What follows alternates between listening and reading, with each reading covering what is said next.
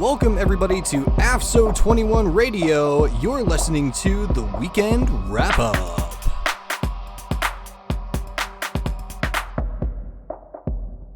Welcome everyone to another episode of the Weekend Wrap-Up here on AFSO21 Radio. I'm your host, Kevin Ferrara, and folks, as we literally wrap up the month of January, you've heard me talk about in past episodes, January is Firefighter Cancer Awareness Month, and the folks over at the Firefighter Cancer Support Network have done an outstanding job. I got to give credit to whoever their webmaster is. That's just completely packing that website filled with information regarding occupational cancer in the fire service. So, things that we talked about last week. You heard me with my guest, Chief Billy Goldfeder. We talked about dirty turnout gear. We talked about properly wearing your PPE. We talked about various exposures. I just want to piggyback on that a little bit with this episode. Folks, we're going to talk about PFAS with this episode, how it affects firefighters. We know it's linked to cancer and a few other things, before we really get into the podcast here. We're going to try a few new things. Like I said last year and the previous episodes, we're trying some new things with here in 2021. So you're going to hear me talk about a few segments with the podcast, and it's highlighting news, shout outs and things. And as we go through the podcast, you're going to hear me talk about that. So back to Firefighter Cancer Awareness Month, folks. Like I said, Chief Goldfeder and I had a really great discussion. We sat down last episode, talked about, a lot of things. He shot from the hip, kept it real, very candid. That's what I like about Chief Goldfeder. He's a firefighter's firefighter. And he doesn't pull any punches. Neither do I here in the podcast. Those that know me, that's just, that's how we are. So when we talk about firefighter turnout gear, we said, there's no excuse for individuals wearing dirty turnout gear. Back in the day, as I mentioned to Chief Goldfeder, when I first started in 1988 as a volunteer firefighter here in PA, that was a symbol, a badge of courage, a badge of honor for a lot of the older firefighters and some of the young ones back then. Was that, if you had dirty turnout gear, you were seen as, you were in the shit. You were doing your job. You were doing, you were going after the beast. Well, a lot of those individuals back in the day, here we are decades later, they're suffering from cancer. They're suffering from debilitating medical illnesses.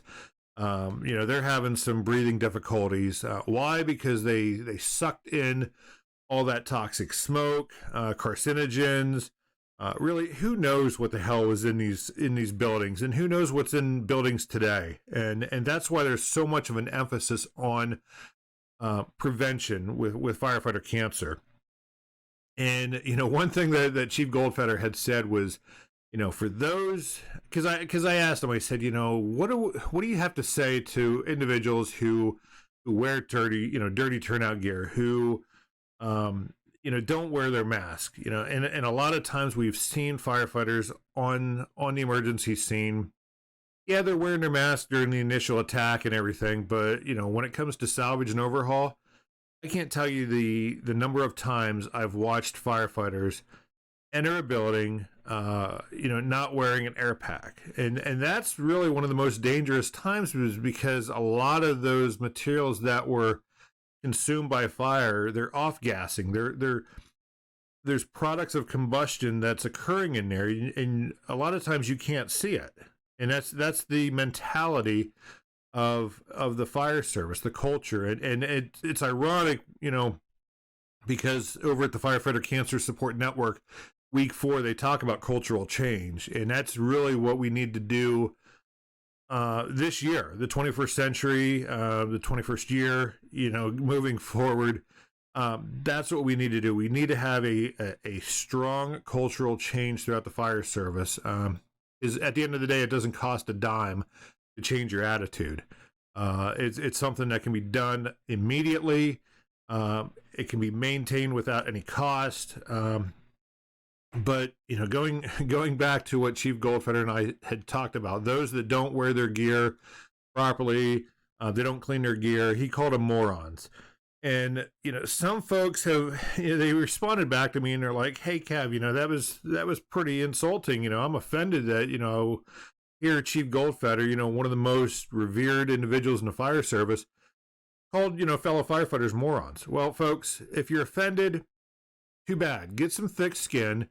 And think about your actions, because the actions you make, that you partake in, the decisions you take, that's going to define the rest of your life moving forward. From that moment on, how you act, the things that you decide, what you choose to do, that defines you. So if you willingly, blatantly, needlessly wear dirty turnout gear for whatever reason, you're a moron. There's no excuse for that. If you go onto a fire scene and during salvage and overhaul, or even if you're working the exterior and you're enveloped with smoke, and you're not wearing an SCBA mask, the full PPE, you're a moron. And I say that because the International Association of Firefighters, the IAFF, they talked about a 2019 report. There was a study done that showed occupational cancer accounted for 75% of firefighter line of duty deaths. Now that number in itself should wake you up and say, "Holy hell, what's going on?" For the longest time, firefighter, the number one cause of line of duty deaths was stress related, cardiac emergencies, heart attacks. The fire service has done a really great job working towards preventative care in terms of those stress related emergencies. They've implemented structured health and wellness programs, more emphasis on diet and exercise, nutrition. And I think overall, there's still work to be done, but overall, the fire service has done a really great job with that. Education, policy, procedure, keep going after individuals and saying, hey, encouraging them. Don't belittle them. Don't be an asshole and say, well, you're going to get punished for doing this, because that's just going to turn individuals off. That's going to create a negative attitude. Encourage them.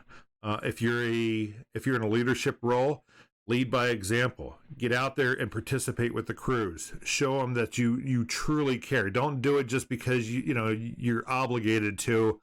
And you got to make an appearance. Be sincere, because trust me, firefighters know when the bullshit's coming down, and they may not tell you to your face, but they know. So get out there with your crews and be sincere with them, and work on the health and wellness.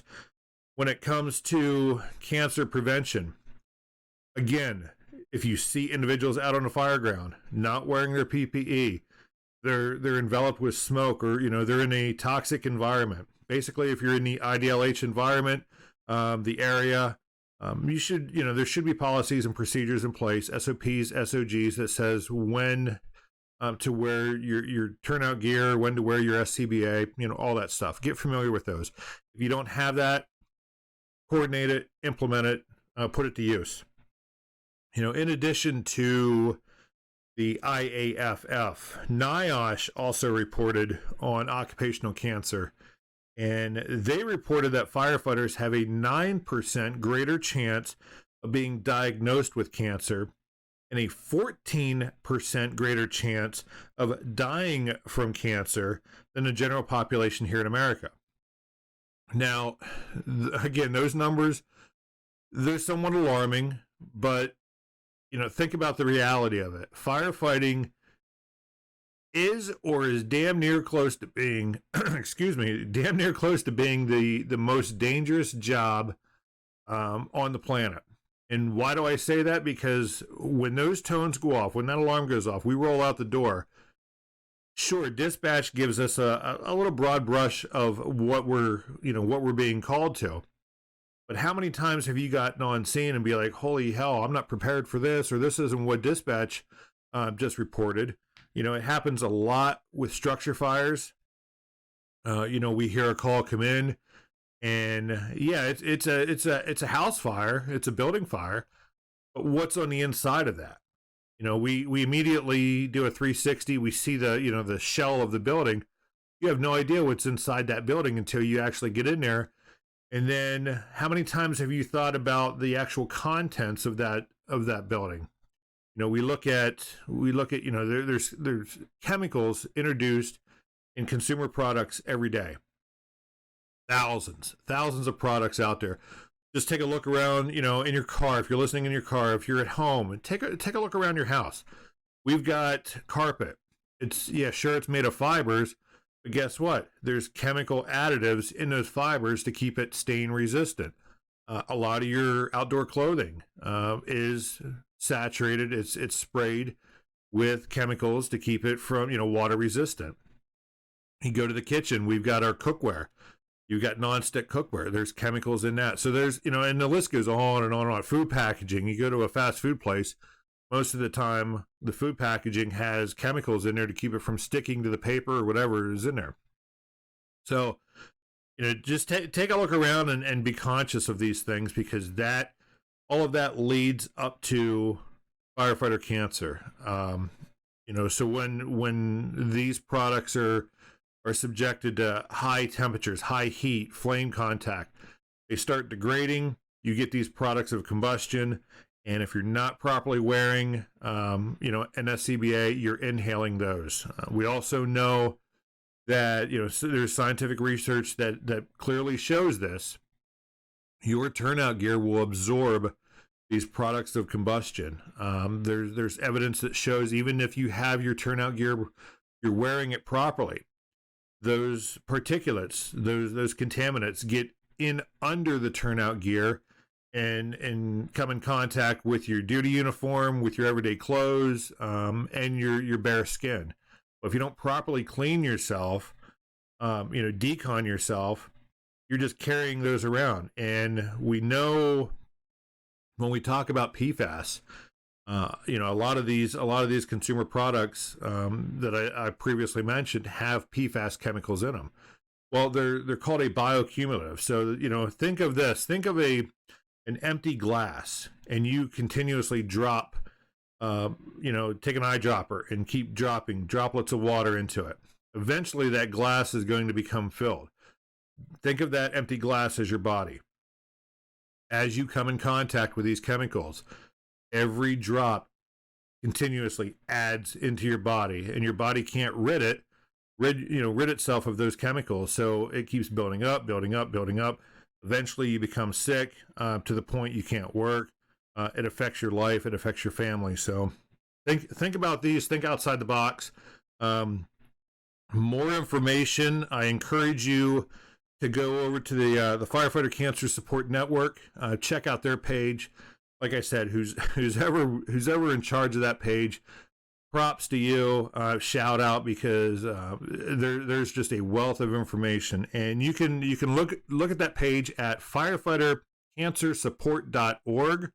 That's firefightercancersupport.org, and again, that's the Firefighter Cancer Support Network. So check it out as we end the month of January, which is Firefighter Cancer Awareness Month. But folks, in reality, every day, all year long, 365, you should be aware of, you know, firefighter cancer.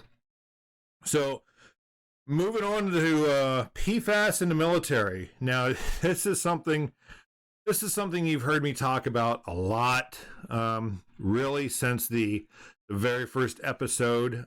It's an ongoing issue. I don't think it's ever really going to go away, just because the fact of what the military uses, namely AFFF, high expansion foam. PFAS is going to be there, for a very, very long time. So, you know, one thing that really irks me, it should irk, you know, a lot of those that are still serving, in the DoD, in the military, and even for those that may have just recently retired. The the military itself, more specifically the Air Force, continues to echo that C6 foam currently in use is safe, and we know for a fact that's not true. Now, a few years ago, the Air Force switched from legacy foam, which was a C8 foam. They went to a C6 foam, believing that it was a lot safer. Folks, it still contains PFAS chemicals in it. If it was truly safe, why would the 2020 National Defense Authorization Act specifically state that this AFFF cannot be used for training? It can only be used for actual emergencies, and if it is to be used, it's supposed to be contained to prevent environmental contamination. So, it's like I said, it irks the hell out of me to hear various incidents that are occurring in the military, and then there's a spokesperson that comes out and says, well, that foam is just it's like dish soap. Bullshit. It's not dish soap, folks. I've obtained safety data sheets from several installations that I named. We had Edwards and Travis Air Force Base incidents that they did a hangar foam dump test. They used high expansion foam. The spokesperson came out on record and said, hey, this is just like dish soap. It's perfectly safe.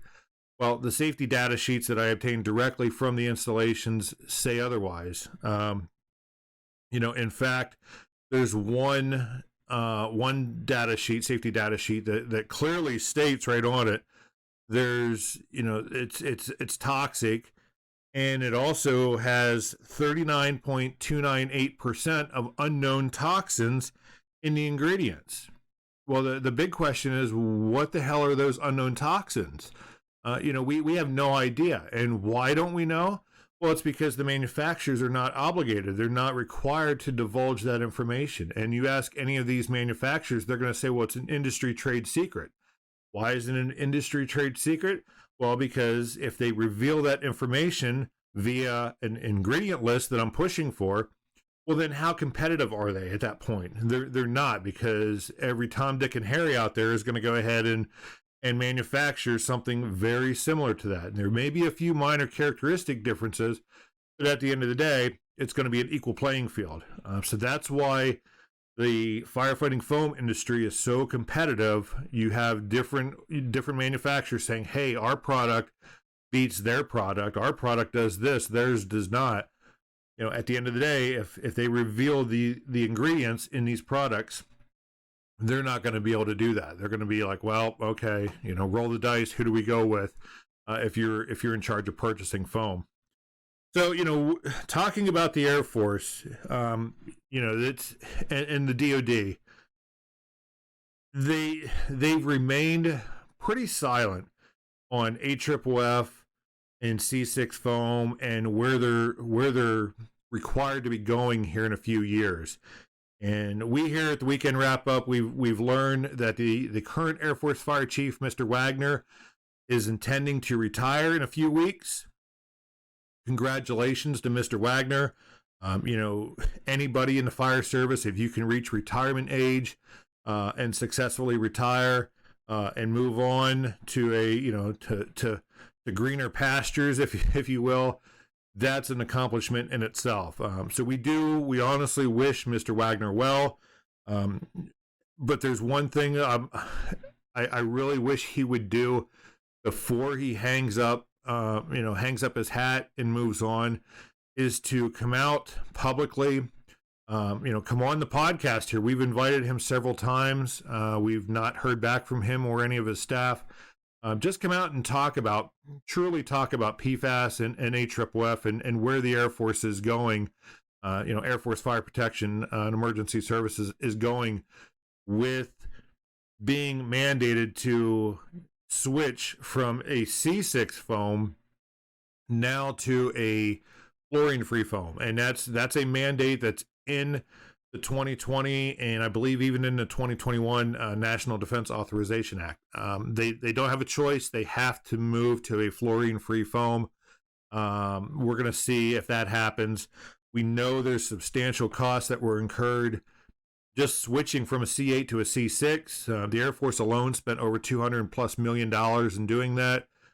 In order to switch from that C6 to a fluorine-free foam, the DoD has come out and stated they're anticipating anywhere between $6 and $8 billion to either retrofit or replace the entire fleet throughout the ARF truck fleet throughout the DoD.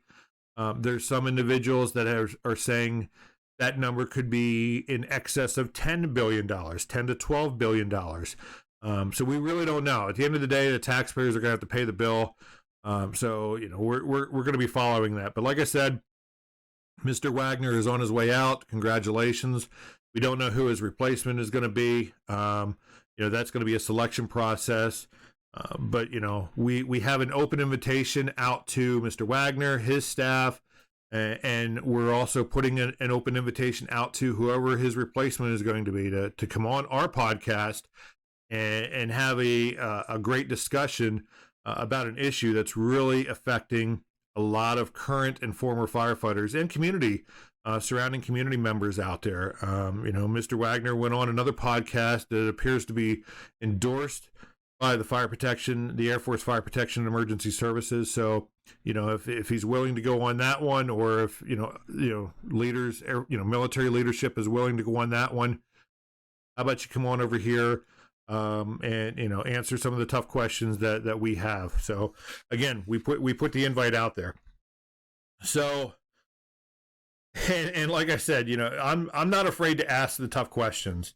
I get a lot of emails, I get a lot of Facebook messages, I get a lot of text messages, phone calls with individuals that are concerned about PFAS, firefighting foam, a lot of things that are going on, leadership sort of staying silent. A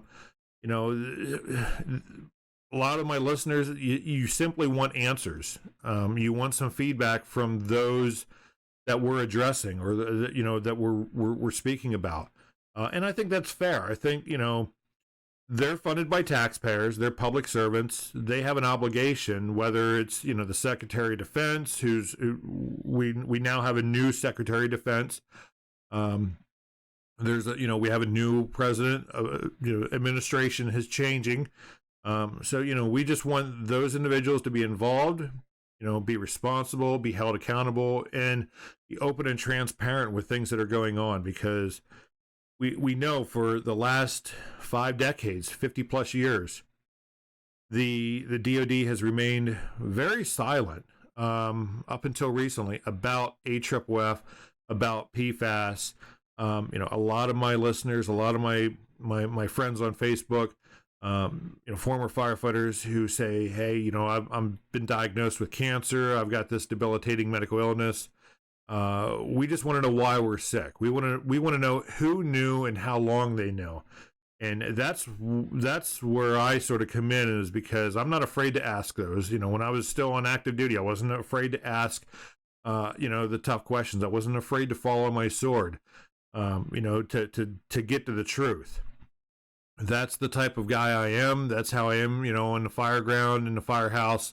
If I piss people off, oh well, you gotta do that sometimes in order to get to the answer. But again, like I said, we wish Mr. Wagner well. We wish him, success in whatever he chooses to do.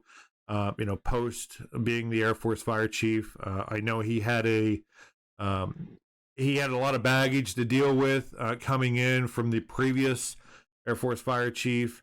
I think he handled it quite well. The only thing, that I really have against Mr. Wagner, if there is really anything, is, just the open and transparency. Other than that, I think he's a stand-up guy. So, blood testing, continuing on here with PFAS, another thing that, a lot of folks message me daily is PFAS blood testing. Now, the DoD, via the 2020 National Defense Authorization Act, put a provision in there that says PFAS blood testing will be offered to active duty military and DoD civilian firefighters. That's great. We got to take baby steps with this. That's the first step. And I think what they're doing in this, since the inception, is that they're building a baseline of for your blood samples. And I say that because there's really no medical treatment out there for PFAS. Pretty much it's just monitoring and prevention, preventing yourself from being unnecessarily exposed, cutting off the source of contamination. So I think what the DoD is doing, they're starting a baseline for individuals, and some have taken the blood test, some haven't. That's complete decision on them. But for those that have gotten the blood test, some of them, a lot of them, have elevated levels of PFAS in their system. And that's a concern to a lot of individuals who have messaged me. They're like, hey, Kev, my numbers, they appear high. Well, right now, there's nothing that defines what is high and what is low.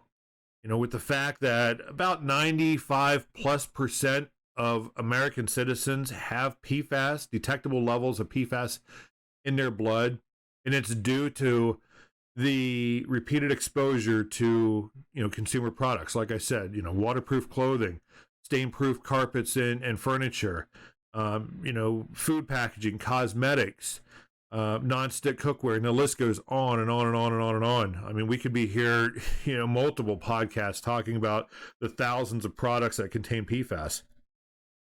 So what I believe they're looking for is that, say your numbers are 5, and I'm just throwing out a hypothetical number there. So say your numbers are 5, last October, you got your blood samples done, they come back, it says, okay, your PFAS levels are 5. Well, what the DoD really should be doing now is making sure that number does not increase. The reality is that number is not going to decrease in a year. It's just simply not going to happen because of the fact PFAS chemicals are considered forever chemicals. They're bioaccumulative. They have a half-life, but it takes years, sometimes decades, sometimes even more, for those chemicals to break down. Your body cannot rid itself of these chemicals quickly and easily. That's why we're seeing when there's elevated amounts of PFAS in individuals, it triggers the body with cancer, other debilitating medical illnesses. So it's, but if you have a blood test done, and the question that was posed on social media was, hey, I've got an individual, their blood test come back for PFAS at 20. Should we be concerned? Is that high or low? Well, to start with that, and I responded back, those that are familiar with that post, you'll see it on Facebook. The way I responded back, first, it depends on who's doing the blood test. Every lab out there, their detectable limit may be different. It's all based on how their equipment is calibrated. So company A may be 0.5 nanogram per liter. Company B may be 0.9 nanogram per liter.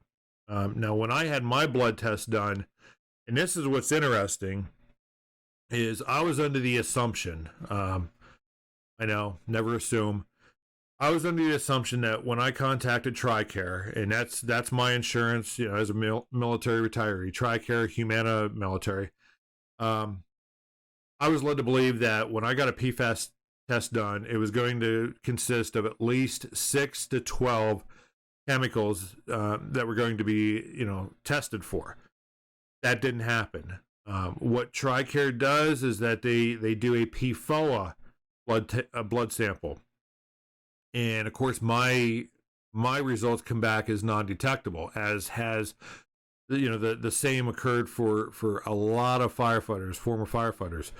And our concern is that, look, we were covered in AFFF a lot throughout our careers. There's no way in hell our PFOA levels are low. Well, it all comes back, like I said, to who's ever doing the blood testing. Now, when you do an actual PFAS blood test, typically, look at your actual blood test, and just real quick, if you hear some tones going off in the back, I've got my pager setting up here in the studio with me, so I may end up bailing at some point. But if you've had your blood test done, pull out those test results and look on there. Most likely, it's going to say PFAS 6. That's PFAS 6. That's pretty much saying, okay, they tested for 6 PFAS chemicals. Now remember, PFAS consists of thousands, 4,000 to 5,000-ish chemicals that are grouped into this family. What happens is when there's a PFAS 6, they've tested for 6 of those thousands of chemicals that are associated with AFFF or firefighting. So there's a whole science behind that as to which chemicals they're going to pick. Basically, their surfactants is what they're called. So look at that lab result. If it does not have it broke down per chemical that they tested for, reach back to whoever did the testing. Reach back to your healthcare provider and demand the lab results show that. And I say that is because, for example, my PFOA showed non-detectable. Well, if I had the other chemicals tested, maybe the PFNA, which is another chemical that they test for, or PFOS, was high. Well, right now, I don't know that because I didn't have the full gamut, the full array of chemicals tested that should have been done. I think the DOD, from what I'm hearing, they're testing for at least 6. There's actually 12 that they really should be testing for, if not more. So again, pull out your test results, look at that. If you have questions about those test results, obviously don't give me any privacy information or anything like that, but I'll be more than happy to go over what some of those numbers may mean, because trust me, it's going to look like, it's going to confuse a lot of folks as to what these numbers mean. But at the end of the day, the Congress, the federal government, the CDC, the EPA, the FDA have not established a standardized detectable limit, or they have not identified a minimum and maximum threshold. So really, any amount of PFAS in your blood is not healthy. But for right now, as we get this ball rolling with the military getting their blood testing done, we're looking at signs of those numbers increasing. So again, they're creating a baseline. We'll see what happens next year. If your numbers go up, that's of concern. You should be concerned if your numbers increase next year, because you have to identify the source of that PFAS and why it's entering your body. Why are you being contaminated? How do you prevent future contamination? So like I said, if you're familiar with on Facebook with that post, I'm not going to get into it here in the podcast. It's in one of the fire groups out there. Go ahead and read that. And but like I said, if you have questions about PFAS blood testing or PFAS overall, send an email to PFAS, that's PFAS, at AFSO21.com. That's PFAS at AFSO21.com. We'll get it here. We'll answer it as best we can, and then we'll try to help you out as best we can. One thing that I'm pushing for this year, here at the weekend wrap up, and for me personally, I mean, I've been a firefighter since '88, 33 years and running here. PFAS, the blood testing, it's great that the DOD is doing it, but what about our men and women on the civilian side, outside the fence line? There's no PFAS blood testing done. You ask a lot of the doctors, civilian doctors, they're going to be like, what the hell are you talking about? What is PFAS?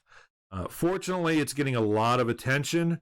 Last year it sort of entered the mainstream media. I think this year we're going to see a lot more of it occurring, being televised, put in print, published, if you will. But for me, I really want to see PFAS blood testing mandated or put in the NFPA codes. And I'm talking about NFPA 1582, and that is the Standard on Comprehensive Occupational Medical Program for fire departments. Right now, there's about 6 blood tests that are in there that are recommended for initial and annual physical exams, and depending on your age, it could either be 3 years or every year. I think if you're 40 and above, they recommend having these blood tests done every year. But PFAS really needs to be in there, especially since it's associated with cancer and other medical illnesses. I've looked on the 1582 website at NFPA. Unfortunately, it appears public comments are closed. However, I'm working some avenues, some different routes to try to get an amendment to the draft, because there's a current draft. The new version, the new edition comes out in 2022. But I'm trying to get somebody to amend the draft in there to include PFAS. I didn't see anything in there regarding it. We've got, now that the IAFF is on board, they recently passed Resolution 28 and 31 regarding PFAS. So hopefully the unions can go ahead and back up this initiative to get PFAS blood testing in NFPA 1582. I'm going to reach out to the IAFF. Hopefully I can get one of their reps on the podcast. We can talk about that. Something to keep on the radar. I'll keep you posted if that comes to fruition. Excuse me. So, we're going to work on that. That's a goal. That's on my battle board up here to work on this year. Talking about as we wrap up with the whole PFAS litigation.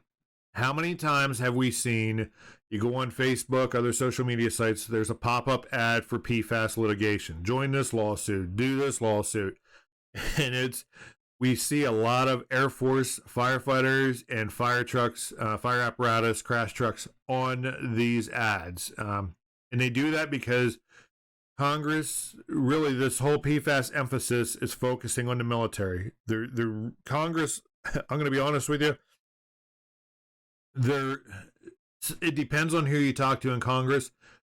Some are concerned with PFAS in our local communities, but they've got their blinders on, especially when it comes to the NDAA, on military installations. They're focusing on military installations, and that's great because, excuse me, we're looking at about 670 plus former and current military installations that have contamination or are suspected of having contamination due to firefighting foam. That's just here in the United States. Now, once you start spanning across the globe, I can tell you installations on the island of Okinawa. You've got Kadena has exposure. You've got Marine Corps Air Station Futenma has a lot of exposure. You've got Ramstein Air Base, Germany. There's contamination there, but Congress isn't talking about those. They're talking about installations here in the United States. They need to be focused on the big picture because for decades the military deliberately released AFFF during daily ops checks, training, actual emergencies. And it was never contained. So it seeped into the groundwater, it seeped into the drinking water, and now community members in the area, especially those with drinking wells, are paying the price for that. So, like I said, it's when it comes to this PFAS litigation, I'm not an attorney. I'm not going to go ahead and provide any legal advice. That's not what I do here. I give you my personal advice, Kevin's advice. So when you're, if you're thinking about, because I see a lot of questions be like, should I join this claim? Should I file a claim? That's a decision that you and you alone have to make.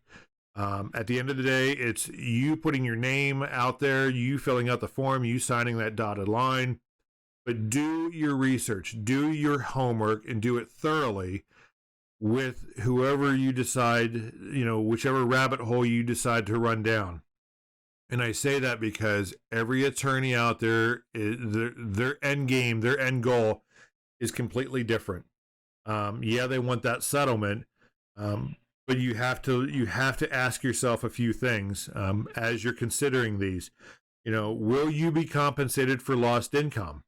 Okay, that's the big thing that weighs on a lot of folks' mind is that, I've got cancer, I've got debilitating medical illness. Right now, the department's covering me.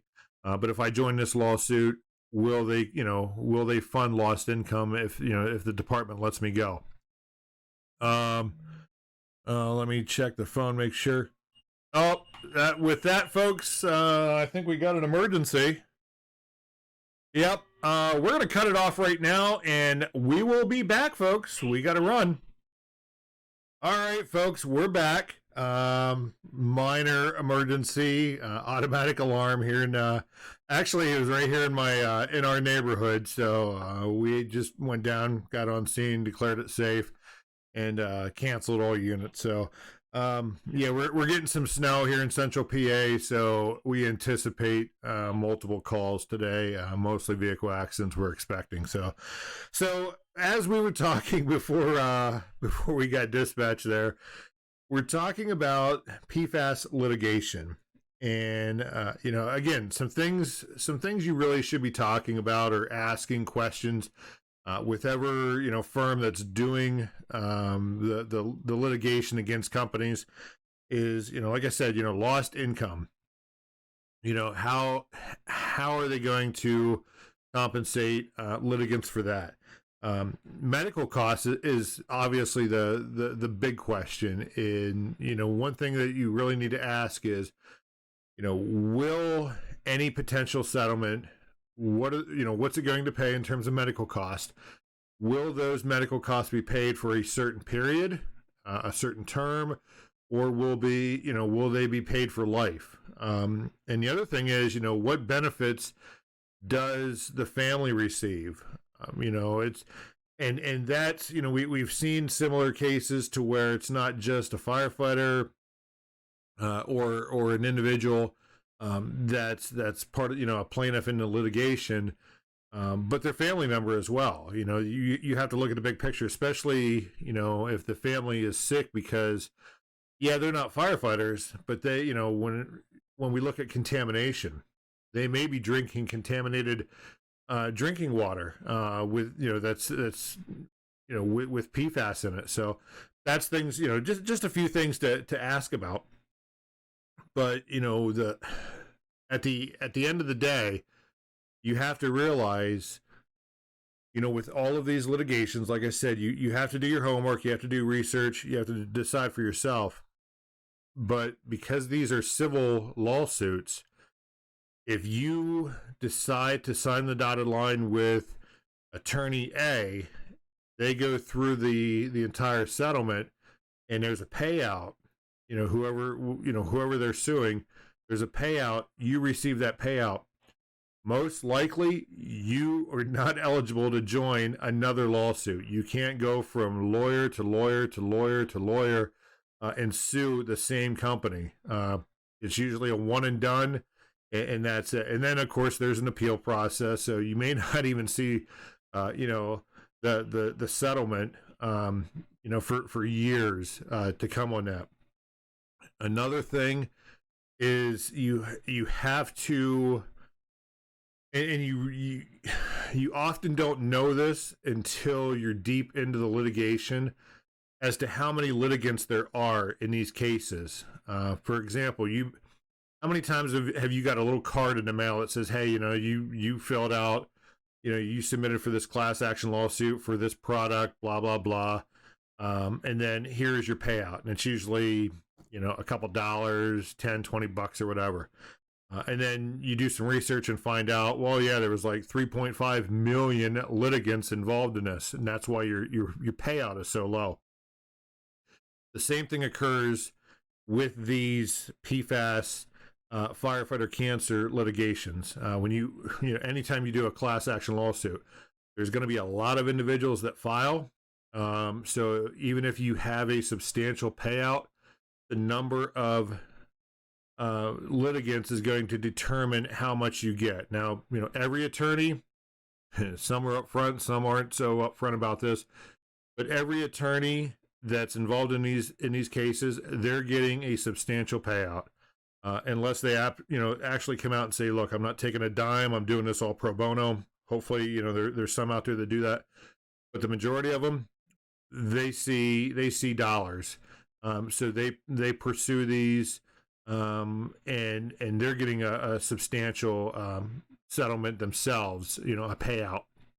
So once they take their cut, you know, and once taxes and everything are all done, you may not receive the settlement you were hoping for. So these are things to consider. I'm not saying don't, you know, go after companies that were you know, negligent in terms of contamination and everything, but before you commit, make sure you are really educated on what these companies, you know, these law firms, you know, who they are, their success rate, you know, find out information about them, and you know, like I said, just do your homework, do your research, and make an informed decision on that. So that's going to wrap it up for PFAS here in the weekend wrap up for this episode. And like I said, you know, at the top of the episode, we want to start doing some segments throughout the episode. And one of the new segments, I call it on scene. And we're talking about this segment's going to talk about, you know, events that occur on an emergency scene, newsworthy, you know, tidbits out there. And the one I want to really hone in on, it's making national news right now, excuse me, involves an Oklahoma City firefighter who was disciplined for transporting an infant burn victim. And it looks like, you know, last year, this firefighter, his crew, an ambulance crew were dispatched to an infant burn victim, reported second-degree burns, most of the patient's body. And upon arrival, this particular firefighter, looks like it was an officer, did a quick assessment of the patient, determined it was the patient was started off as priority 2, and then he upgraded it to a priority 1. I'm not sure, you know, if it sounds like that's a load and go situation. Priority 1 based on the nature of, you know, the extent of injuries. So the officer who was there with his crew, they were waiting and waiting and waiting, and it was literally 25 minutes before he made a command decision and said, look, we cannot wait any longer. We have to go. Cancel the ambulance. I'm going to go ahead and transport myself. Well, apparently that was in violation of protocol, policy, procedure. He was disciplined for that. And, you know, it turns out, you know, the dispatch is saying, well, the ambulance crew was about a half a mile away when they were canceled. And I'm not blaming the ambulance crew whatsoever on this. You know, it's just the fact that where they were at the time of the dispatch in relation to where the patient was, there was obviously some travel distance that needed to occur there. It happens. You know, here in Central PA, there's a lot of rural mountainous area up here, so it takes a long time to get from point A to point B. That's just the nature of the beast. I mean, if we could snap a finger and get from point A to point B and start, you know, treating a patient, that would be great. Unfortunately, we don't have that capability. So again, not blaming the ambulance crew. They were doing what they needed to do. I don't think there was any willful neglect on them. It was just a matter of, they have to get from point A to point B driving. So, excuse me, wow. So, what I do blame is the system, and I do this because you have to look at the situation, you have to look at the circumstances, and say, is this the right call? Is my decision going to be life-changing for this patient? And, I look at it and say, what if this infant burn patient was a fellow firefighter, and the ambulance, for whatever reason, was not on scene? Would that burned firefighter be forced to lay there and suffer until an ambulance showed up, or would somebody on scene make a command decision and say, load and go, we got to get this individual to the hospital? We can armchair quarterback this all day long. I hope you do within your respective firehouses, emergency service departments, and talk about this. Get familiar with your protocols. Get familiar with your SOPs, SOGs, policies, procedures, on how to handle situations like this. Fortunately, this individual's local union, 157 out there, is standing by the firefighter. I personally stand by this firefighter. I've seen, similar cases like this, to where it's like, we're waiting and we're waiting and we're waiting. And when you hear it be like, oh, we're almost there, as they said with this incident, we've heard that so many times. And then it turns out it's, the responding unit, the transport unit is delayed, or something happens. Now they can't respond, and they got to call a secondary unit that's even further away. So again, it's a judgment call. We do this all the time as firefighters. Whether you're an officer, whether you're a brand new firefighter, we're taught to make decisions, to make judgment calls based on our situational, our surroundings, and the situation that we're currently involved in. Sometimes it goes well. Sometimes those, they're poor decisions and they end badly. That's the nature of the beast. There is no emergency. There is no incident out there that is textbook. If somebody tells you, oh, that was a textbook incident, no, there is. Textbooks are there as a guideline. There's I have yet to see an emergency from start to finish that followed a textbook, verbatim, or exact. It simply does not happen, folks. So that's why we are trained, we practice. We prepare ourselves for incidents. We think outside the box as firefighters, so that when that textbook incident does go awry, we can immediately skew off and go to plan B, plan C, D, E, whatever it is, hopefully without missing, without skipping a step on there. So that, and then the other thing is, with the on-scene segment here, is radio access. And this is sort of something I wanted to talk to Chief Goldfeder last episode, and I had it in my notes. We got to talking on some other things, and I totally skipped over it. But radio access, the big question is, should every firefighter have a radio? That seems to be a topic of discussion throughout a lot of firehouses. When I first started as a volunteer, it was just the driver and the crew chief of the apparatus. Now, for the civilians out there, I say crew chief because that's what the Air Force calls the right front seat. Civilian, you may call it lieutenant, captain. Let's just say the officer on the apparatus. So the driver, operator, or the officer of the apparatus. Back in the day, were the only two that had radios. So the ones riding, tailboard, jump seat, they were without means of communication other than verbal, shouting back and forth. So as you went into a fire, you only had really one radio. That officer had the radio. That was who was responsible for communication, interior, exterior. But what about the other folks that are on that hand line?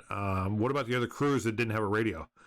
And the concern was that what if a firefighter gets lost, trapped, injured, separated from their crew? How do they report a mayday if they don't have radio communication? It's pretty difficult. Those that are familiar with interior work, there's a lot of sounds going on, a lot of chaos at times. So, even shouting with an SCBA mask on, you may or may not be able to hear that individual. The crews outside sure as hell can't hear them. So if you go down inside of a working fire, you become separated from your crew, shouting may not get the job done. You may not regain contact with your crew just simply by shouting. So in the Air Force, there was a lot of great fire chiefs that I worked with that said, yeah, we need to have, it's a matter of life safety. We need to have a radio for every crew member out there. Now, obviously, that came with a huge price tag. We had to buy brand new radios. We had to buy the recharging stations. We actually outfitted everybody with the radio strap. So there's costs incurred with equipping every firefighter. But at the end of the day, leaders, who's ever in charge of approving and purchasing this equipment, they have to ask themselves, is it beneficial? Does the benefits outweigh the cost in terms of equipping my firefighters? And for me, the answer is yes. There's money out there, whether your department has money itself, there's grant money, there's donations, especially with the volunteer fire service. We already know they're financially strapped. They're taking a hell of a hit, last year and this year with COVID-19. Their fundraisers, for a lot of them, they were obliterated. They're struggling. There's various ways of generating some money to buy equipment. Reach out to me. I'll put you in contact with Chief Goldfeder. He talked about there's always money out there. They turn back money, especially for gear cleaning. I'm sure they're doing the same thing with communication equipment. There's just simply ways. Don't ever give up looking for means to purchase, life-saving equipment. So it's, this is something I hope you talk about within your firehouses, about radios. If you don't have a radio, figure out how you communicate with each other. I know, some folks would be like, oh yeah, it's if you're, especially with confined space, we always taught, oh, you pull the rope, that's a communication. How many of us, we're dragging rope through a house fire? Nobody, let's be real. So have this discussion, folks, about radio communication. So moving on to our next segment, it's called shout outs. And what I do is, I troll the internet. I'm always looking at fire service news, things that, affect firefighters. I'm looking at the good, the positive. So the shout outs obviously is going to be, positive things that are occurring within the fire service, things that individuals or organizations did that are above and beyond the routine. And one of those, the very first shout out here on the weekend wrap up that I want to give is to the Phoenix Fire Department. So if there's any listeners from the Phoenix Fire Department, hats off to your organization. What I found is that you had a fellow firefighter that was diagnosed with COVID-19. That firefighter was in the hospital recovering, and FYI, the firefighter appears to be home now. is recovering from there. So great on that. But the shout out involves something the fire department or his crew did that was above and beyond. And while this firefighter was in the hospital, he said he was laying there in bed. He kept hearing some beep, beep, beeps, and he's like, wait a second, I recognize that. That's a fire truck backing up. So he looks out the window, and here's the apparatus backing up, and it's a tower unit. And next thing you know, there's two firefighters in the bucket. They raise up, they go up to his hospital window, and they're showing their appreciation. They're showing their support for him. They're showing that he's not forgotten. He's still recognized. He's still, he's missed at the fire department. And that goes a long way. Those that have been hospitalized, it sucks being in the hospital. You're isolated, especially with COVID-19. Often the food sucks. The staff, most of them are great. Big majority of them are great. But nobody wants to be, laying in the hospital bed, watching, whatever's on TV, the few channels that you get.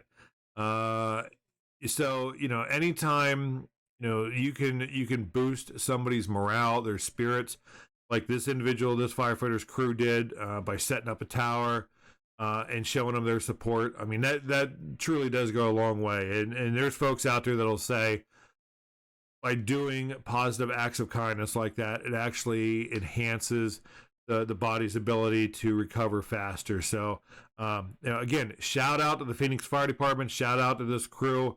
We appreciate what you're doing out there. Keep up the positivity. You are showing that we as humans can still be kind and encouraging. So awesome job, Phoenix Fire Department. The other shout out I want to give is to the International Association of Fire Chiefs. Now you're like, okay, they're a big organization. They're always doing great things. What did they do this time? Well, it's something they did years ago. They established the Firefighter Near Miss program. And what this program does, their mission, according to their website, is reduce firefighter and EMS provider injury and death by helping the fire service apply local lessons globally. And how this really came about is the airline industry. There would be some oh shit moments that occurred in the airline industry, whether it was in flight, at the terminal, and there was pilots that got involved and said, we need to be able to report these so that other pilots, other ground crews can go ahead and pull this information and sort of give them a heads up, things to look for. So the fire service got involved. The IAFC got involved and said, hey, we really need to do something similar with this. So they established the Firefighter Near Miss program. And what you do, and it's completely anonymous. By the time these reports make it to publication, all personally identifiable information, whether it's the submitter, whether it's the organization itself, individuals that were involved, all of that is redacted out. It's dumbed down, if you will, to where when you read it, it's simply just what happened, lessons learned, and goes from there. So, I've actually used the near miss program several times. As an instructor in the Air Force, we had some oh shit moments occur. One was involving a extrication hose that had ruptured, ended up slicing the firefighter's glove. Fortunately, nobody was injured, but it turns out it was because of preventative care and maintenance on the extrication equipment, on the hose. It was an oversight. It just, it was compromised. And just as the pressure built up, as we were cutting a car open during an exercise, it ruptured. So that was filled out. I filled out a few other ones in there as well. But you can also go on to their website and pull reports. You can do a report of the week. You can do, here at my local firehouse, we do training every Thursday. So, we could pull a report 5-minute report. They're not very in depth. Some are more than others, but they're not huge volumes. Page after page after page of the report. But it's something you can go through. You can randomly pick, just scroll through, randomly pick one, or you can focus on something that you think may apply to your organization. For example, I'm not going to pull anything aircraft related for my local firehouse down here because we don't deal with aircraft. So I could focus on with hand tools, power tools, fireground operations, stuff like that. But if you want to know more about the Firefighter Near Miss program, like I said, it's a really great program. They get their funding from Homeland Security. It's my understanding there's, with everything that's going on, there's some funding constraints that are occurring. So it's, any support that you can give the IAFC and direct it towards the Near Miss program, please do. I'm sure they'll appreciate it. But to learn more, head on over to firefighternearmiss.com. That's firefighternearmiss.com, and check through the page. Like I said, you can submit a report, you can browse reports, you can see people that are sponsoring, and endorsing the program. We here at the Weekend Wrap Up, AFSO21, we definitely support that. You'll find links on the AFSO21 website with that as well. So folks, that's as the tones are going off. We're not getting toned out yet. They're in the background going off. Looks like it's going to be a busy day today here in the local area. That's going to do it for this episode here in the Weekend Wrap Up. We truly appreciate our listeners out there, the continued support that we receive. The emails, the phone calls, the text messages, all that correspondence. Please keep that coming in.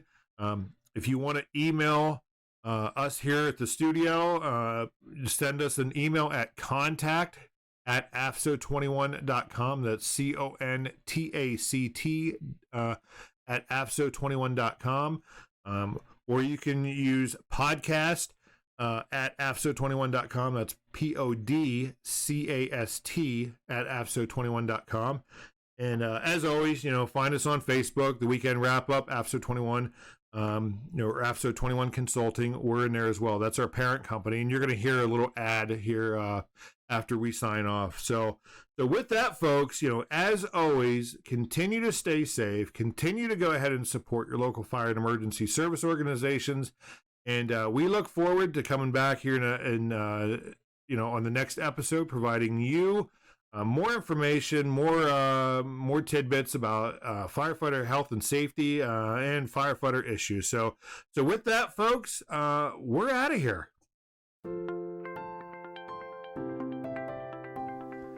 Veteran-owned and operated AFSO21 Agile Fire Service Organization for the 21st century applies their extensive background in fire protection and emergency services to deliver support with identifying, developing, implementing, and maintaining strategies and techniques essential to operate and sustain an emergency response organization.